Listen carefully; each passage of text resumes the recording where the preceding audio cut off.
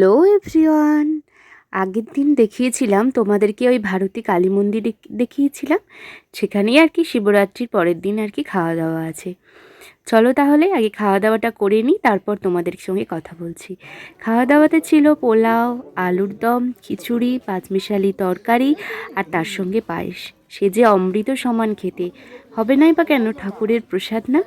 আর বাড়িতে বানিয়ে খেলে এত সুন্দর স্বাদ হয় না।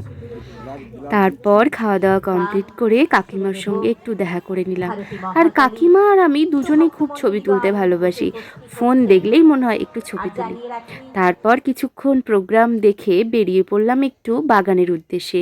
বাগানে এত সুন্দর ফুল ফুটে রয়েছে।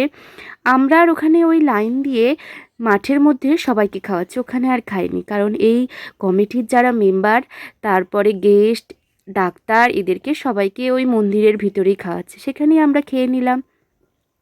তারপরে একটু বাগানের ফুলগুলো দেখছি, এই ফুলগুলো দেখো কি সুন্দর না, কি যে ভালো লাগছিল। তারপরে নিজেও একটু ছবি তুলে নিলাম। তার মাঝে আমি একটু ভুল করেছি, আমি আবার লিপস্টিক লাগাতে ভুলে গেছি। আমি বাইরে বেরোলে একটু লিপস্টিক না লাগালে মনটা কি খুঁতখুত করে। কে কে আমার মতো বলো তো শুনি একটু। তারপর এই দেখো দুটো প্রজাপতি কি সুন্দর ঘুরে বেড়াচ্ছে।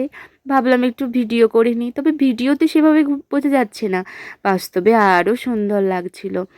চলো তাহলে আজকের মিনি ব্লগ এখানেই শেষ করি। বাড়ি যেতে হবে তাড়াতাড়ি, কারণ আজ আছে আবার বিয়ে বাড়ি। বিয়ে বাড়িতে আবার সাজগোজ করতে হবে অনেক। চলো তাহলে বিয়ে বাড়ি যাওয়ার আগে একটু কাকিমার গান শুনে নিই।